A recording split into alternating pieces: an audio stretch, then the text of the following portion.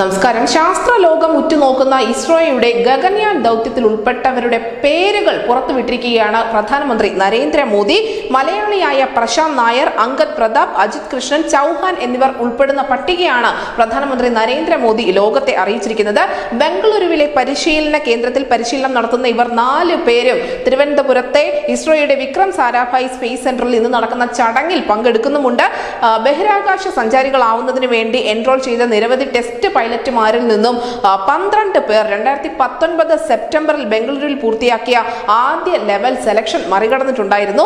Indian എയർഫോഴ്സിന് കീഴിൽ വരുന്ന institute of aerospace മെഡിസിനിൽ വെച്ചായിരുന്നു 1ാം ഘട്ട തെരഞ്ഞെടുപ്പ് നടന്നത്. ഒന്നിലധികം റൗണ്ട് തെരഞ്ഞെടുപ്പിന് ശേഷം IIM-ഉം ഇസ്രോയും അവസാനം 4 പേരെ ചുരുക്ക പട്ടികയിലേക്ക് തെരഞ്ഞെടുക്കുകയായിരുന്നു. തുടർന്ന് 2020 തുടക്കത്തോടെ ഇസ്രോ 4 പേരെയും പ്രാഥമിക പരിശീലനത്തിന് വേണ്ടി റഷ്യയിലേക്ക് അയക്കുകയും ചെയ്തിരുന്നു.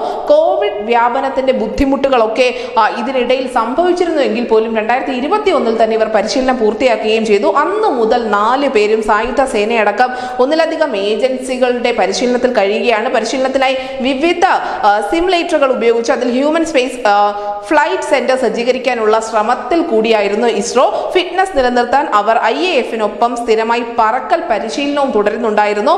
എന്തായാലും മനുഷ്യനെ സുരക്ഷിതരായി ബഹിരാകാശത്തേക്ക് എത്തിക്കുകയും തിരിച്ചെത്തിക്കുകയും ചെയ്യുകയാണ് ഗഗൻയാൻ ദൗത്യത്തിലൂടെ ഇസ്രോയും ഇന്ത്യയും ലക്ഷ്യം വെക്കുന്നത്.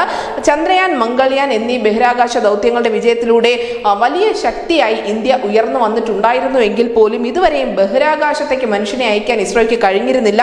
അത് മറികടക്കുകയാണ് ഈ ഗഗൻയാൻ ദൗത്യത്തിലൂടെ ISRO. എന്തായാലും അതിലൊരു മലയാളി കൂടി ഉൾപ്പെട്ടിരിക്കുന്നു എന്നത് കേരളത്തിന് സമ്മാനിക്കുന്ന അഭിമാനം കുറച്ചല്ല. പ്രശാന്ത് നായർ തന്നെ ആയിരിക്കും ഈ ടീമിനെ നയിക്കുക എന്ന തരത്തിലുള്ള ചില അഭ്യൂഹങ്ങളും പുറത്തു വരുന്നുണ്ട്. എന്തായാലും മോദി തന്നെ നേരിട്ട് ഈ 4 പേരുടെയും പേര് വിവരങ്ങൾ ലോകത്തെ അറിയിച്ചിരിക്കുന്നു. News desk Malayalam.